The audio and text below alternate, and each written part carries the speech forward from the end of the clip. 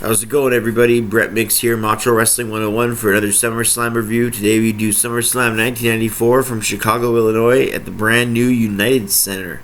First of all, I just want to say my channel is Macho Wrestling 101. Please hit like and subscribe if you have not. I do history of wrestling videos every single day, along with Match of the Day, where I give you a link in the description where you can watch along with my review. And I stay up to date with Raw, SmackDown, pay-per-views. So if you like this channel, please hit the subscribe button. That'd mean a lot to me. And with that being said, let's get on to the SummerSlam review. So like I said, SummerSlam 1994 came from the brand new United Center in Chicago, Illinois in August of 94.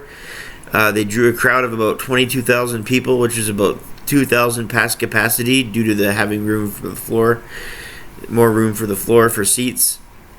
Tickets were about $19.99 American for this event, other than the first few rows, obviously. And they got a revenue of $380,000 just from their 22,000 people putting the $19.99 ticket sales. So that's their revenue. And plus, they had a pay-per-view buy rate of 230,000 people. Not bad given the time, since the WWF was in a downswing. The opening match was a decent tag match to get the crowd involved. But the problem was there wasn't an automatic babyface. They were enthusiastic, the crowd, but they didn't really get a face that was really sympathetic or cool to cheer for.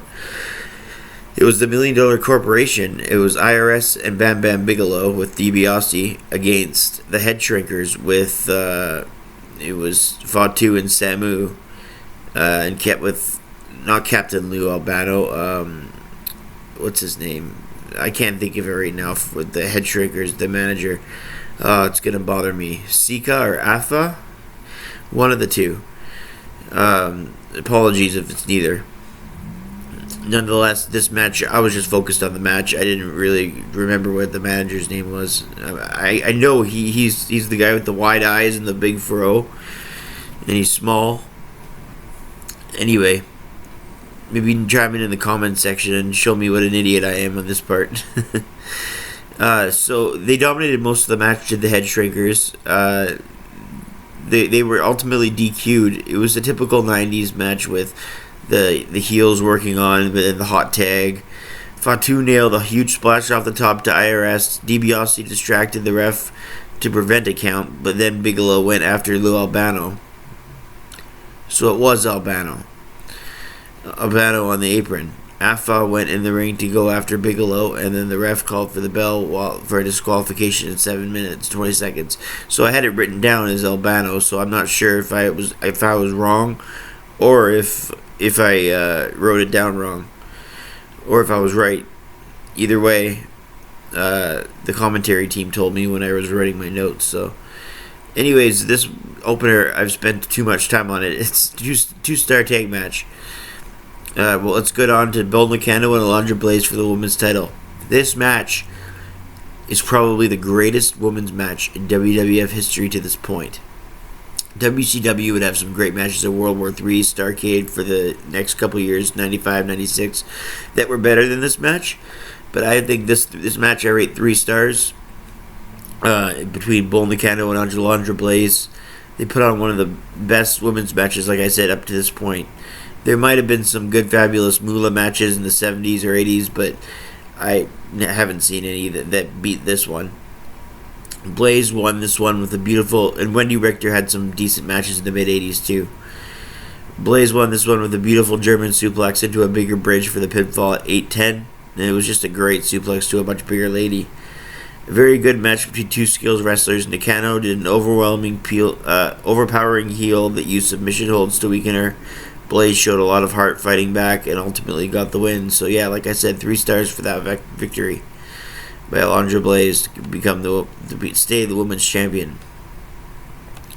Up next, we had another 3-star match. It's Razor Ramon and Diesel going at it. I said Razor Ramon like I did when I was a kid. Razor Ramon and Diesel go at it. Diesel has Shawn in his corner, and these two just won the tag titles at a house show the night before. But Diesel was defending the IC title against Razor Ramon here. What am I, a little kid? I can't pronounce my R's. tongue twisters. So anyways, Diesel, all three of these guys are best friends in real life, so they should have some good chemistry. They'll know each other's spots.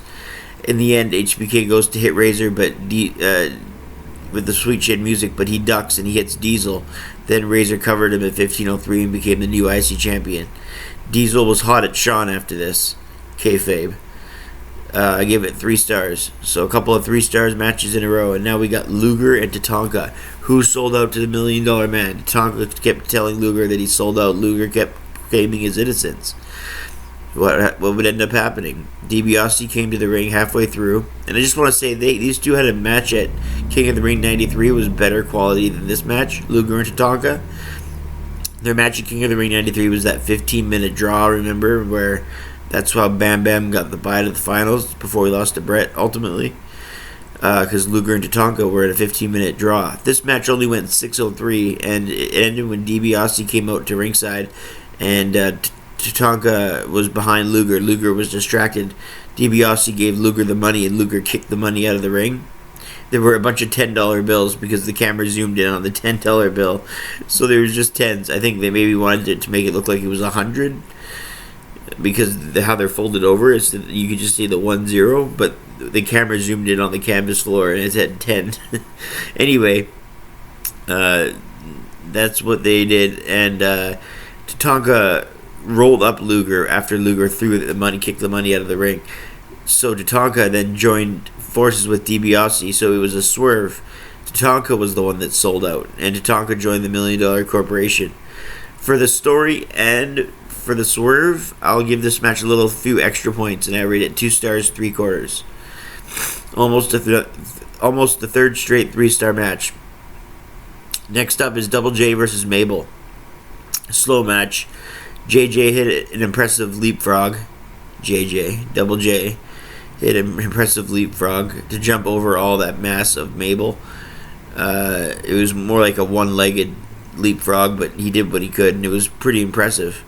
Jarrett worked on his bad leg and awkwardly pinned Mabel, but missed a sit-down splash. Jarrett went on top and grabbed his leg for the win at 5:47. I give it a 1/4 of a star, nothing more. So some great matches in the mid-card, but not this one. Now we get the cage match. Our double main event has begun. Throughout the night, Leslie Nielsen's trying to find out where the Undertaker is, by the way. So there's all these segments with that. Alright. Now it's time for our double main event. Between Bret and Owen. And Owen came into this match with all the momentum in the world. Owen had won King of the Ring 1994. And he'd also beaten Bret Hart at WrestleMania 10. Whereas Bret had won the WWF title at WrestleMania 10. Bret had beaten Diesel at King of the Ring 94. So both these guys are coming in on winning streaks, big wins.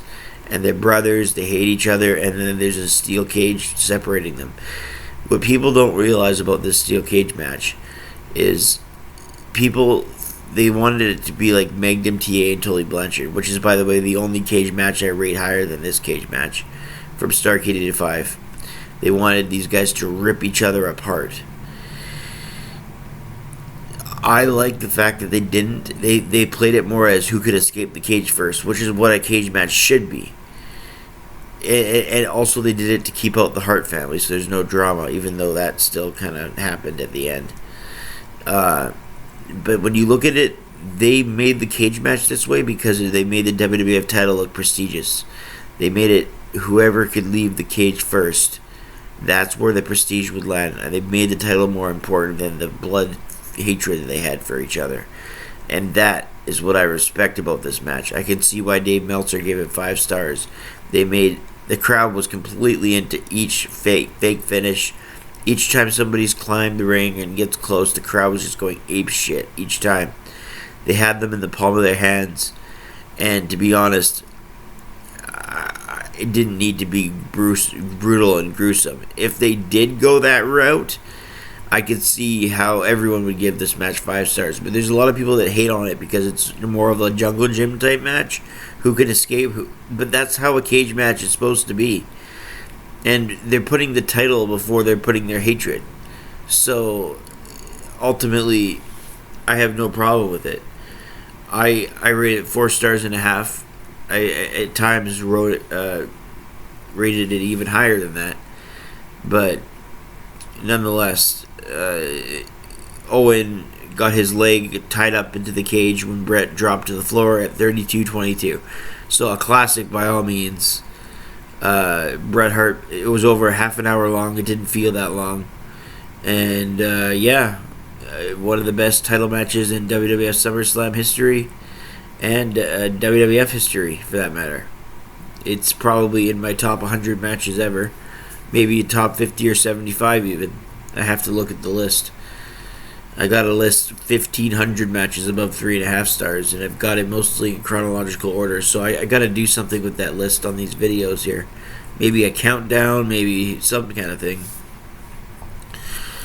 But I keep updating this list that I've made. I've been updating it for like 15 years. I've been a part of the IWC since '97. I've watched since the mid '80s, but I've only been making this list for the last 10 to 15 years. I keep updating it. And I put the new matches there too. But nonetheless, let's move on to the Undertaker versus the Undertaker. Yeah, all the great wrestling kind of went down the toilet. I already rated a few matches 3 stars. I gave the cage match high praise, but this match is a dud. In fact, no, I give it 0.5 for the creativity, but then I give it a 0.5 negative for the match. So I can't rate this anything other than a dud. I can't. They tried. The crowd was silent, and McMahon was all, "The crowd is silent for some reason." Or he was like, it's an eerie area. The crowd's obviously eerie." Or said something like that. I can't do the Vince impression anymore. There's 2 Vinces, right? There's "What a Maneuver" and "The Baddest Man on the Planet, Iron Mike Tyson." There's 2 Vince ones. Welcome everyone. Yeah. Anyways, dud for Taker versus Taker. They had the new Taker wear the purple gloves, whereas the old Taker wore the old gray gloves that Taker used to wear. So dud for the main event. But we had a few 3-star matches. We had a 4.5-star cage match between Bret and Owen. Can't look past that. So I rate SummerSlam 94. It's a familiar rating, but I rate it 6.5 out of 10. I've been giving a lot of SummerSlams 5, 5.5, and even 6 in some cases. I give this a 6.5 out of 10 because of the Bret Owen, and because there was a lot of mid-card matches like Razor, Diesel, Luger, Tatanka, and Alundra Blaze, Bull Nakano that were in the 3-star category. So that's SummerSlam 1994. I'll see you back for SummerSlam 95. Thank you so much for watching. If you just came upon this video, please hit like and subscribe. If you haven't done that yet either, do so. And if you have, thank you so much for watching and being a member here. And we'll see you on the next SummerSlam. For SummerSlam 1994, being a 6.5 out of 10, I'm Brett Mix. I'm out.